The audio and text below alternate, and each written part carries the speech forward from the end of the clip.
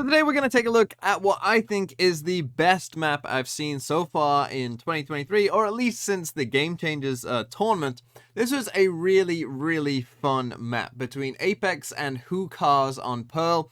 36 rounds overall, a crazy game, and I think honestly it's difficult to understand the context if you didn't watch the first map as well, because Apex are, in my mind, probably the best team I've seen, best tier 2 team I've seen so far. They've had some very impressive displays, looked very good on a number of maps. And Who Cars have struggled early on. They did pretty well last year in the Polaris League, the Northern Europe League, but this year they've struggled. They lost their first two games. And the first map of this series was 13-1 to Apex. And it didn't look that close. You know, it was honestly 13-1 flattered Who Cars somehow. And so you came into this map, and it started with a round like this, round number 9. Now, Who Cars managed to win the pistol, so they got the first 2 rounds after winning the pistol, and then the next round after that. And then they managed to squeak another round out as well. But Apex would go on to win this half 9-3 with rounds kind of like this one.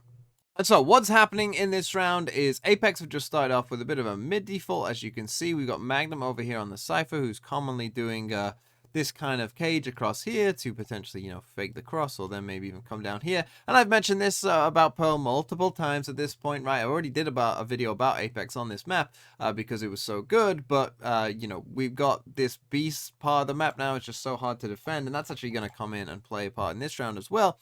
Because what's going to happen is Apex, you know, they're going to start, you know, just kind of figuring out where they are, right? Smoke goes up there, Prowler goes in there. They kind of threaten that they might go and do this, right? Alarm bot goes off, Nanoswarm goes off. We got a little peek here from the Phoenix towards the double Phoenix in this game, by the way. Don't know if Who Cars watched my video, or if they just watched Apex play with Phoenix, or if they came up with it on their own.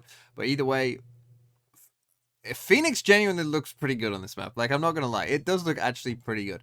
And you'll see here we get the Prowler come down there as well, and now a smoke comes in here for these two players. But Kaiko on Phoenix for Apex is going to pop one of, I think, 4 ults that he had in this half on the attacking side. So he pops the ult, in he goes, gets the first kill, and you're gonna see he just, you know, runs in onto this A site now, takes this space. And this is just really clever from Enzo, whoever made this call, right? Because Magnum's going to start walking down B. Okay, and they know that they've got this control, and they've kind of, you know, seen down here, and Mystic has gone walking down here, right? And no one's seen anyone. Okay, so we haven't really seen too much here. We know the Phoenix is somewhere in here because he has shot at Magnum. But, you know, we've got a kill here, and now we're running down here. You know, Mystic's come down here. He hasn't seen anyone there. So basically, you start really ruling out certain things. This Phoenix comes in onto site that they kind of must be over here or down there, right? The kind of, for where these 3 players are, you know, there kind of is no other space they could really be in. And so you're going to see as this Phoenix come in at the site, right? They send the Fade Horn in there, don't see anyone. They just decide, well, okay, they literally must be there, or they must be up here, right? So why would we ever go to A? Why not just come out to B? Magnum's all alone here. Mystic starts hearing the footsteps of this Phoenix. That we get like a weird Sixth Sense moment with this Phoenix, where Mishu gets like right up to the spot where Mystic is about to kill him, and then instantly turns around, which is quite funny. But you know, he starts to figure out, oh, maybe they're going back to B. Mystic obviously just follows him back, gets that free kill as well. Really nice calling here from Apex. Then Magnum's going to come up and cipher ult the body, which just, you know, confirms what they need to know. And at this point, the spike's going to go down. Really nice round, though, of just kind of, you know, figuring out, you know, where your players are, where that must mean that their players are, right?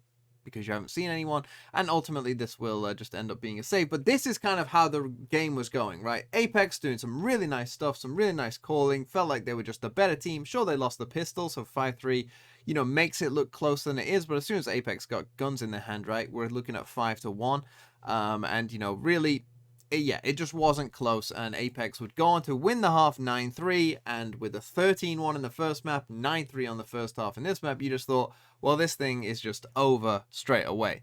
But that was not to be the case, because as Who Cars would show in this round, round number 21, as soon as Apex got to 11, they then won 6 rounds in a row, I think, Who Cars, and just out of nowhere, just all of a sudden started coming back. But we've got this kind of thing was going on a lot, right? Again, we've got a very passive B setup, very hard to hold this site, right? We've got this little trap set up here with Enzo, and then you've got Kaiko here, you can see it just there, holding out his flash, right? So Enzo's going to take the contact, you know, from this kind of angle just down here, and then as soon as Enzo sees someone, right, we're going to get Kaiko flash off it, get a kill, right? That's the kind of general idea.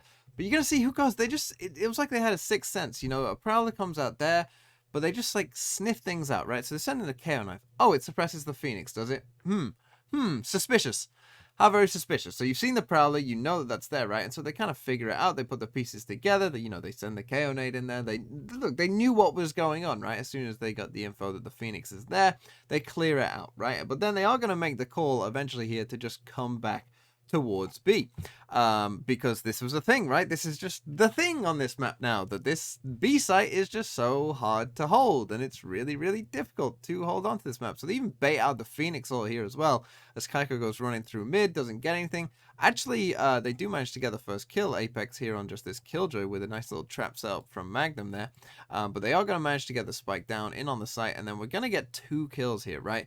This is very reminiscent to me of something like on Ascent, where you run through mid, right? And there's someone could be like at the top of mid on the attacker side, and you go running through and then run straight into them, and they kill you when the spike is planted on the B side there. And that's exactly what happens here, as Akimbo manages to kill both Kaiko and Mystic and turn the tide of this round overall. And then they were just feeling it, I think, at this point. I think Hookahs at this point were just like, we got nothing to lose. And so Mishu, actually, who's on Phoenix for Hookahs, just goes running up the ramp and he's just like, oh, well, you know, they know someone's in heaven, and he's just going to find 2 kills here as well. Gets the 2 kills, then Master's going to finish it off on Shadow just here.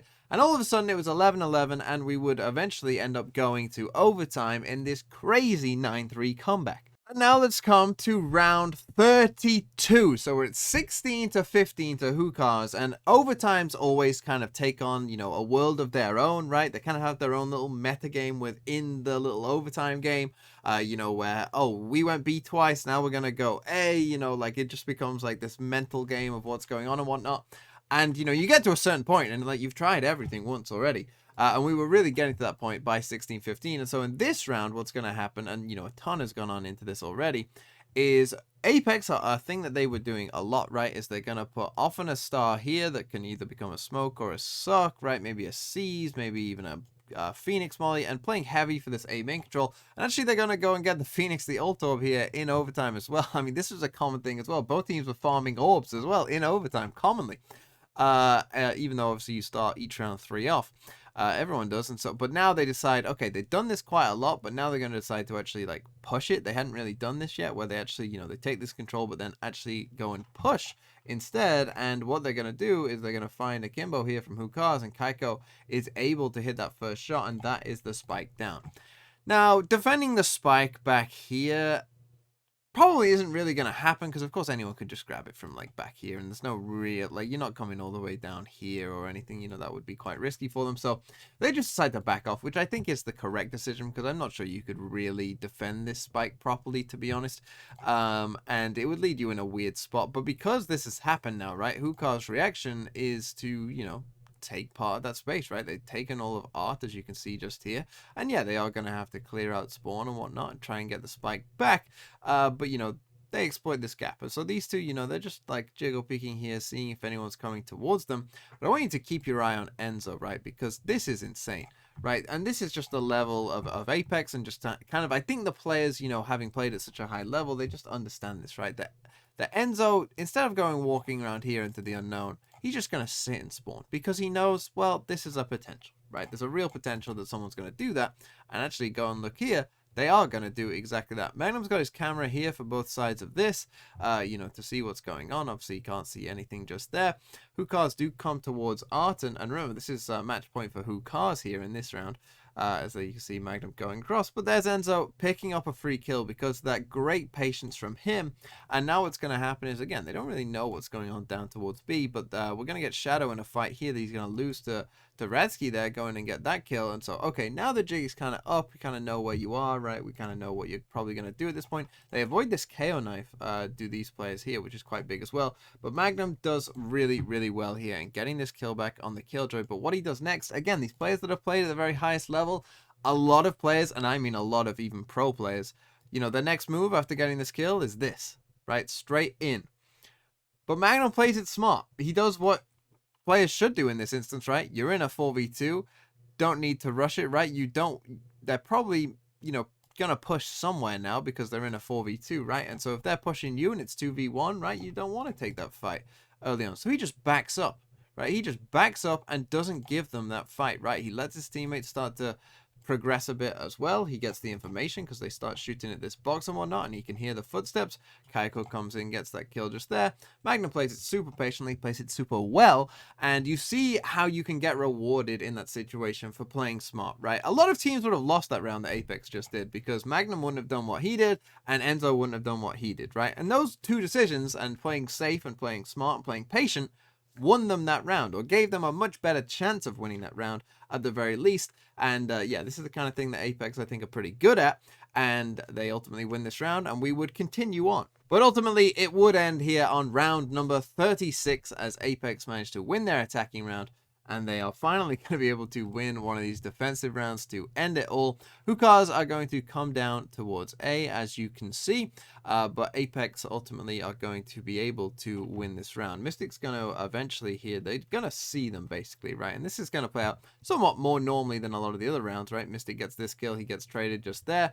Kaiko's going to swing that corner, gets a kill. I mean, he's not 30 HP. If he takes one tag from that nade, he's dead, but he does manage to live. Okay, we end up in a 4v3, but this is going to get really interesting, to be fair, as well. One is that you still got this nice little green thing when they swap camps to this KO.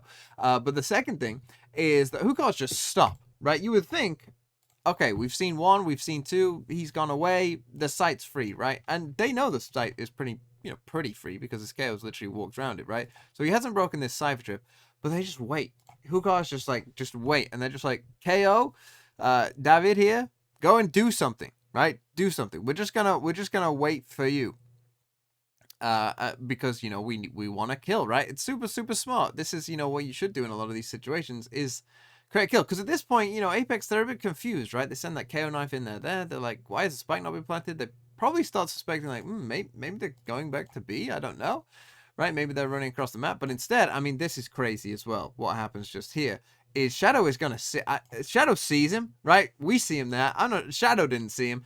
And, you know, the KO gets that kill and then is able to actually escape and run away as well. And so we end up now in a 3v3. Now we're in a 3v3. They do decide, okay, we're gonna plant the spike this time. This Killjoy, you know, this is a bit of Valorant timing for you here, right? Is looking down there for a couple seconds. No one's there. Turns the corner to see if someone's coming from dugout. Instantly, Enzo peeks that corner. He dies. So we end up back in a 3v2. This time they do go for the spike plant as the time is running down. And we're going to end up in this situation just here where, you know, they're going to try and flash and maybe, you know, get the swing off it. Unfortunately, they can't quite get that kill. And Kaiko eventually manages to kill him. And then Enzo is going to finish it off just there. And Apex are going to win the round and win the map. And just honestly, it was such a fun watch. This game, you know, just kind of out of nowhere, it looked like it was just going to be an absolute destruction. And then all of a sudden, we just ended up in this chaotic world where we've got double Phoenixes farming ult orbs for the entire game. It's like a Phoenix ult every other round in this game. And it goes to 1917 in this massive comeback from Hookahs out of nowhere. But ultimately, Apex did manage to take it.